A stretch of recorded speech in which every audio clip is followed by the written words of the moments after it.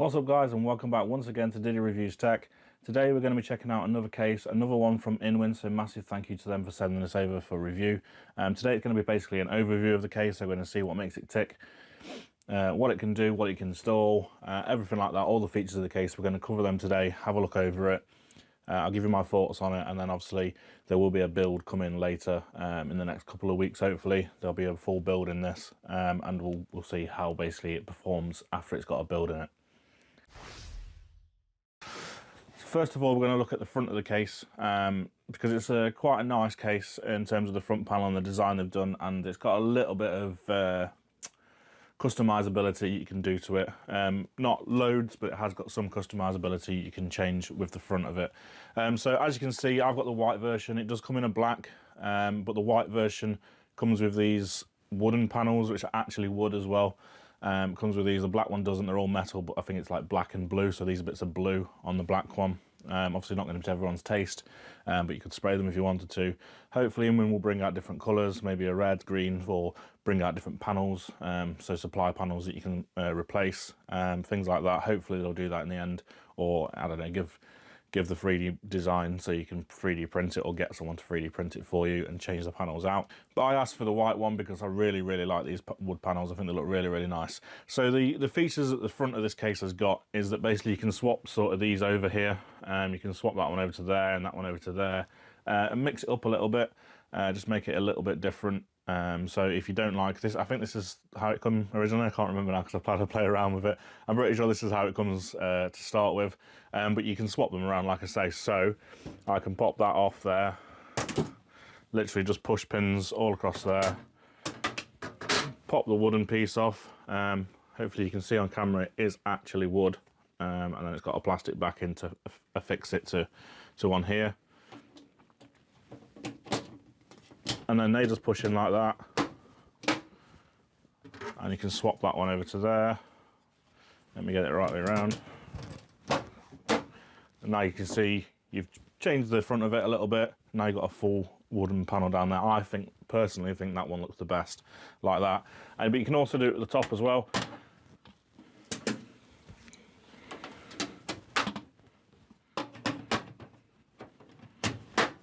So now you've got those two swapped over, and you've got the reverse of what it was before, basically. And the fans are sort of situated here, so it is, if you do it this way, you are going to block off a little bit of that. The fan intake, but it's not going to be massive. This is all mesh here, and there's plenty of room to get air into them. But I like the wood strip all the way down one side, but I'm going to flip it over to the other side instead.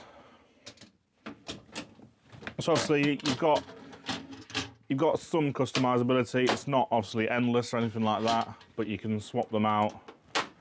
And if you have got a 3D printer, I can't imagine it'd be that difficult, especially for these smaller panels. I can't imagine it'd be that difficult to 3D print your own, and basically make it however you want to make it. But personally, I think that looks the best with the wood all down one side. Mesh panel here, obviously a solid panel at the top. One thing, I've actually ordered something for this because I was going to do something a bit special with this, because when I saw you could remove these panels, I thought, I know, I'll make my own panel with a cutout in for a screen.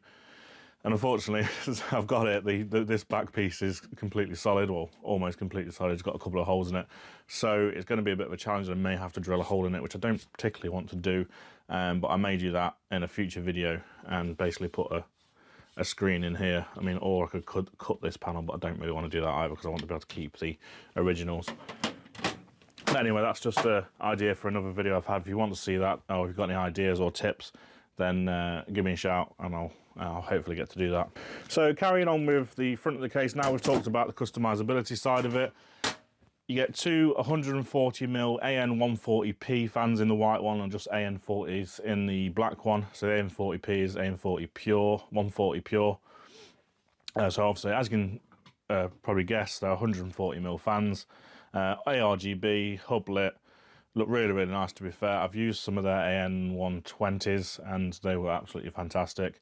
So these should be decent as well. I'm not entirely sure the speed of these at the moment. I've not got those details to hand, but I shall put that up on the screen for you so you can see that. And I'll put the airflow and stuff like that up as well for you to see.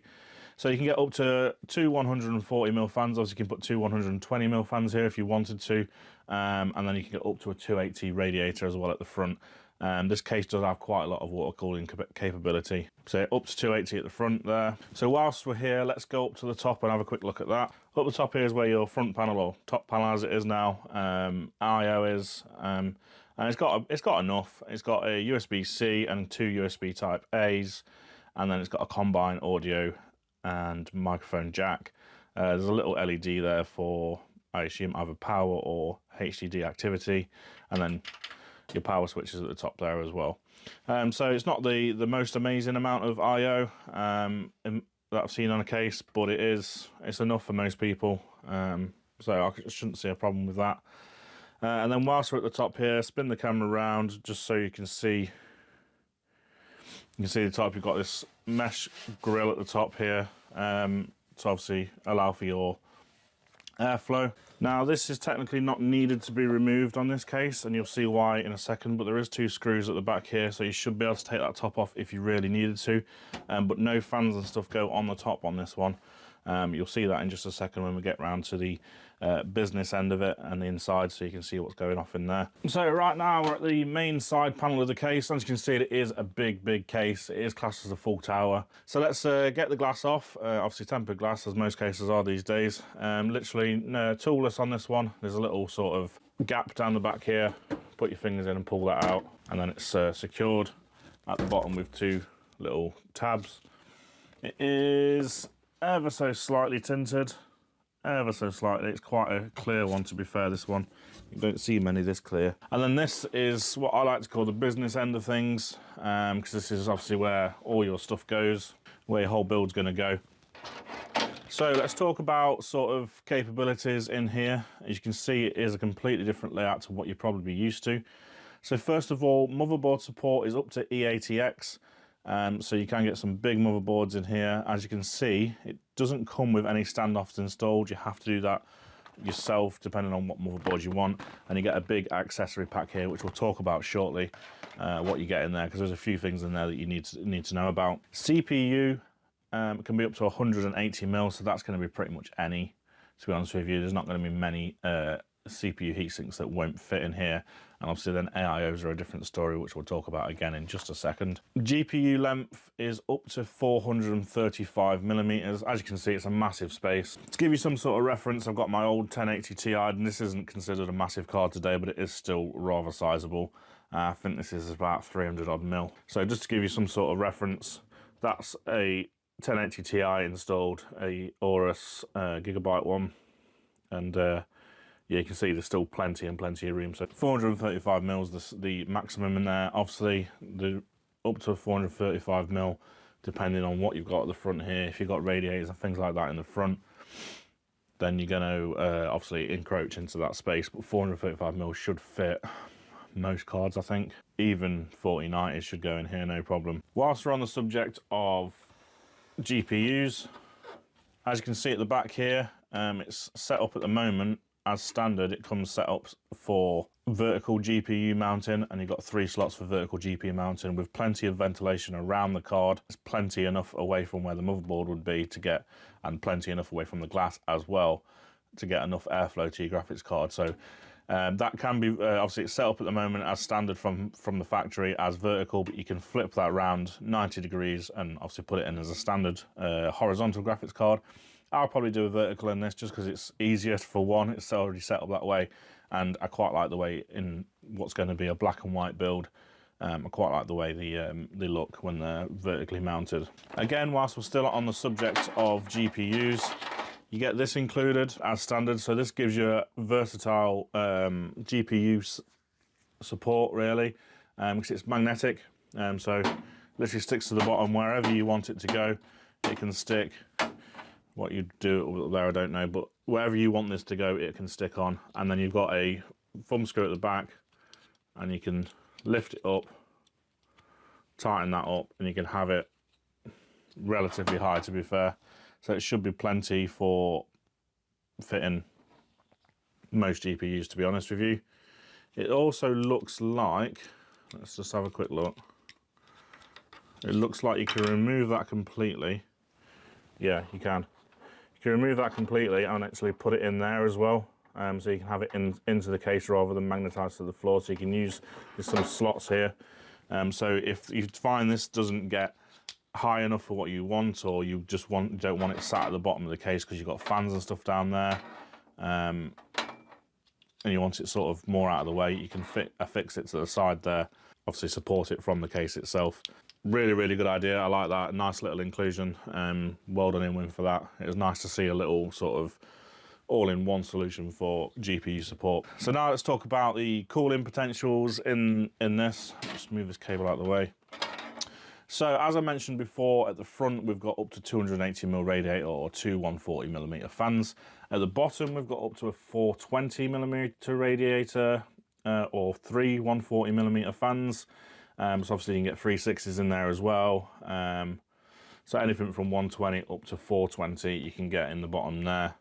So plenty of cooling support in the bottom there. Now, as you can probably see, this is very, very different to what's in most cases. So your PSU goes at the top up here, and this is where you mount your radiators and fans for either exhaust or intake at the top. So your AIOs or your radiators will go up here as well. So that's why when I mentioned before the top, you don't need to remove that. You can if you want to, if you want better access from the screws at the back. I believe you can anyway. So if you want better access from the top to get cables through and things like that, then you have got that option there. But this is where your radiator slash fans slash AIO radiator would go. And again, this mirrors the bottom in terms of up to a 420mm radiator, three 140mm fans, 360s, 240s, 280s, 120s, 140s, all up there as well. So again, plenty of support for 420mm of cooling, whether it's just fans or whether it's radiators as well. So that's cooling covered. We'll talk a bit more about the PSU when we get round to the back. As you should be able to see there's another one of the AN140P fans at the back, so another 140mm ARGB fan included as standard with the price. So again, a decent inclusion. Not actually officially supported to put a radiator back there. I assume it's because end tanks might not clear here and here, but it's something you could probably go with, mate, or try. If you put a 120 in, you might get away with it, but that's something to have a look into, really. So as officially supported, isn't radiator support at the back there. So I think that's pretty much the insides of the case covered, really. I don't think there's much more I can tell you about inside here. Plenty of space. As you can see, it's absolutely vast in here. There's so much room in here. It's really, really open as well. Obviously, you've not got a PSU shroud because your PSU goes up here. So it's a bit different. It has been done before. I've seen companies do this before where it's up the top to one side, but it's not a very common thing to do. But InWin always like to change things up, and I love that about InWin. So yeah, that's the inside, looking really good. Plenty of space for activities in there. So let's go around to the actual back. People call that the back, but yeah, you know what I mean. So this is the actual back. There's never normally much to talk about back here, but I just want to show you it, and I basically like to show it, just so you've got an idea of what's going off. So your fan mount there, as I said, up to 140mm fan, plenty of openings for airflow. You've also got a massive portion here with airflow, and then with the bracket in this orientation for your GPU, you've got a massive sort of panel here that's perforated as well. So if you've got it in vertical, which I'm definitely going to do because I just think it's going to look awesome, you've got plenty of air can come in from sort of all directions. So air can come in from here as well to get straight to your GPU and be pulled in. And then if it's pushed out the back, like on the 30 series Founders Edition and the 40 series, if it's pushed out the back, it's got somewhere to get out as well. So I kind of feel like they've thought about that, which is good to see. Obviously, IO shield goes there, PSU up here. Now, PSU size is obviously ATX, and it's up to 230mm in length. So, I mean, if you look through there and seen from the side, it's pretty much any length, if you ask me, but obviously it depends on what cooling configuration you're going with. But to me, it's pretty much any length you want to put in there, providing you can get access to all your cooling and stuff like that. One thing whilst I'm just talking about that I forgot to mention, you probably could see it on camera anyway, but there's a massive cutout here that goes all the way back. So there's a hole back into the back panel here, and then there's a big gaping hole here, which is going to help you get cables through and everything for your AIO and get your tubes up for your AIO and stuff like that, maybe, depending on how you're configuring it, or if you're doing custom water loop, you can maybe utilize that somehow. But there's a big hole here, which is going to help you, like I say, get your cables back. It should provide you plenty of space to hide all your cables anyway. So yeah, I just wanted to mention that whilst I was there. So around to the sort of backside, I don't know how you're supposed to call it, the other side basically, to the main compartment. As you can see, we've got massive ventilation at the top here for your exhaust or intake, depending on how you do your cooling configuration. It's probably going to be exhaust for most people, from obviously those fans or radiators on the other side. And obviously then it allows intake for your PSU as well, unless you want to flip your PSU the other way, which you could do, because obviously you can have airflow from the front as well. So it's going to depend on how you want to do it, really. You could do it that way, but there's probably not any benefits either way, to be honest with you. Whilst we're here, before we take the back panel off, this does come with a dust filter all along the way, the full length of the bottom of the case. It's nice to see they've actually made it so you can remove it from the side, instead of removing from the back like most of them, where so you're going to have to pull your case out to get to it, to pull it out to clean it. Some do it from the front, which is good, but this one's actually from the side, which don't know if I've actually ever seen that before in a case I've looked at anyway. It's probably been done, but it's a nice inclusion. It's quite a open mesh on this one, so it should provide plenty of airflow. So pop that back in. Right, to get this panel off, it's the same as the other side. Literally, there's a little recess in there to get your fingers in, and then just pull, and again affixed with tabs at the bottom to hold it securely. So this is your cable management area. As you can see, you're going to have your PSU here with all your cables coming out the back, big hole here to route them down to your motherboard and to everything else.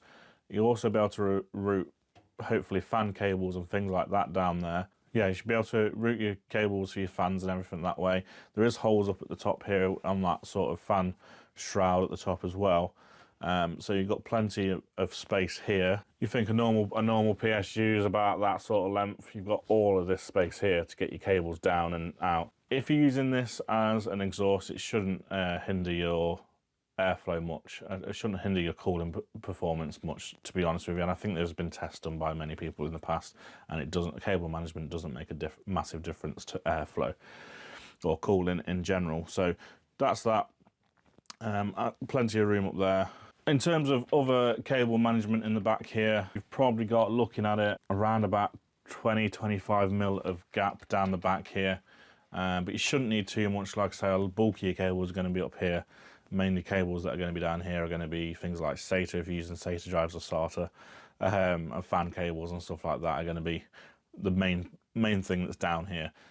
So it shouldn't be too much. It's not the most I've seen in some cases, but like I say, you've got a lot of room up here to hide your cables away if needs be.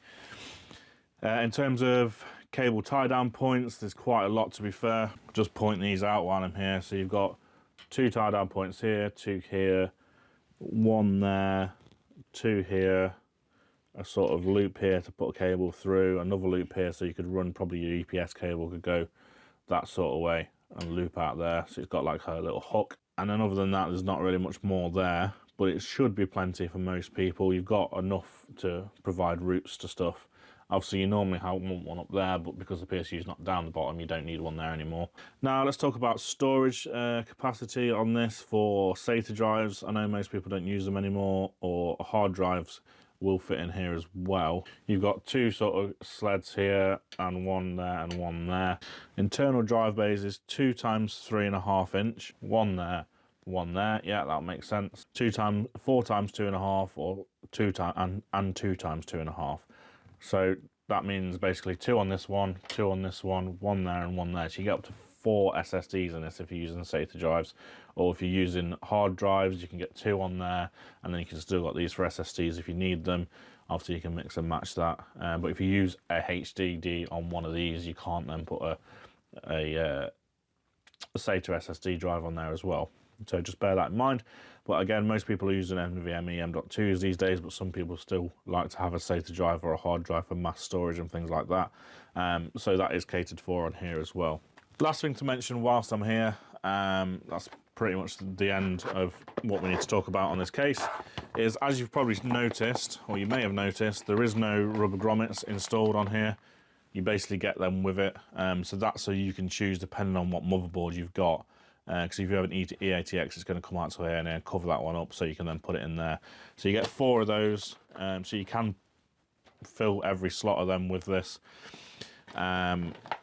If you need to, I probably will, because I'm using an ATX board, so I'll cover all of those up, make it look a bit nicer.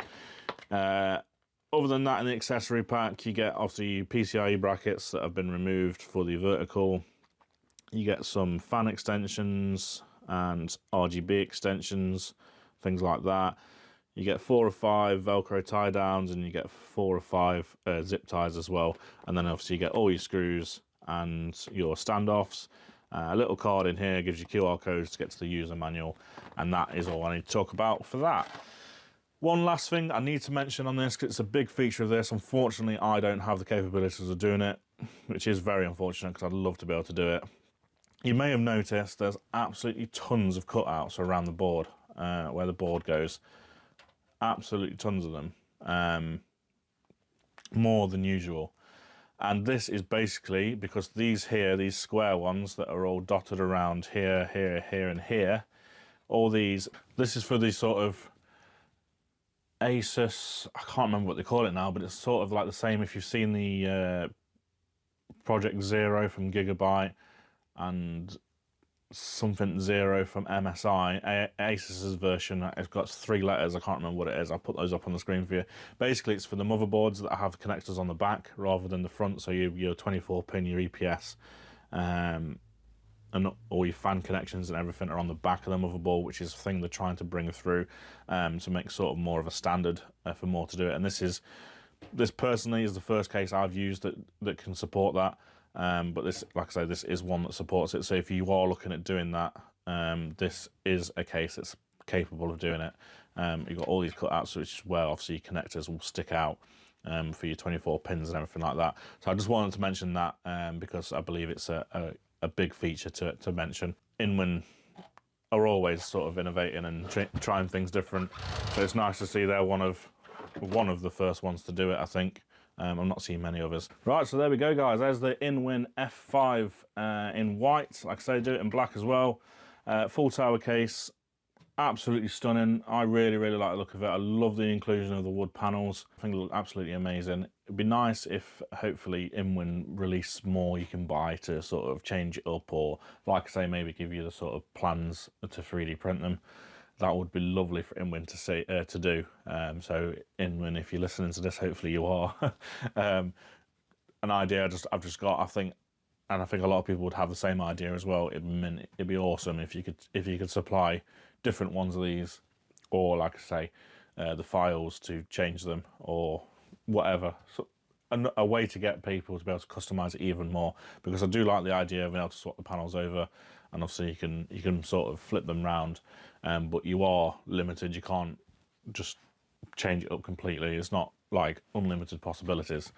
There's a few configurations you can do, but it is still a lovely idea, and I think the case in general is a lovely case. Aside from looks, as obviously I've shown you throughout this video, the compatibility of this case is absolutely incredible. Water cooling is supported for, catered for, up to 420mm radiators in this, so plenty of water cooling if people are wanting to do their own custom loops. They've got you covered on this. If you're wanting to do AIOs, they've got you covered on that. If you want to just do air cooling, there's plenty of room to get fans in. Absolutely tons of fans you could get in here. You could get 2 at the front, 3 at the top, 3 at the bottom, 1 at the back. That's plenty for most people.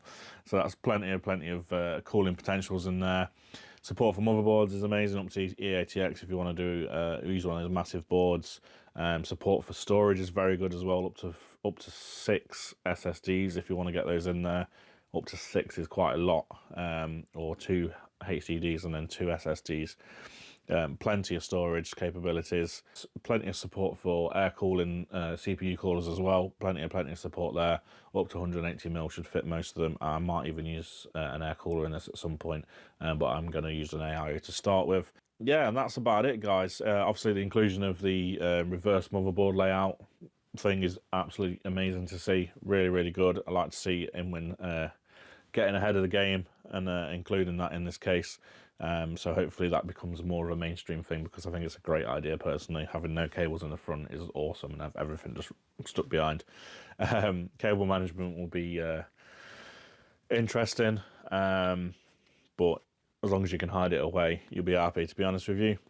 And that's it, guys, really. I just wanted to take you through this case, show you all its features. I believe I've covered all the features. If I haven't, I apologise. If there's any questions you have, then please ask me in the comments below and I'll get back to you as soon as I can. But that's it, guys. I hope you like this case. I hope you like this video, and this has given you an insight into this case and you know a bit more about it now, and you've seen it and you can tell whether you like the case or not or want to buy it.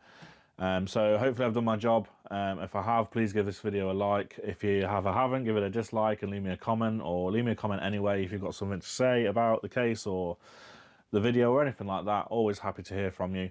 If you haven't already, please don't forget to subscribe. It really helps me out, and I thank you in advance for that. So that's it, guys. Stay tuned for the upcoming build of this. I've got another build to do prior to that, and then this one will come afterwards. So stay tuned for those builds coming up, and I've got plenty more videos in the pipeline, so please hit that bell icon if you want to get notified of my videos coming. And I thank you for watching, guys. Have a good day and see you later. Goodbye.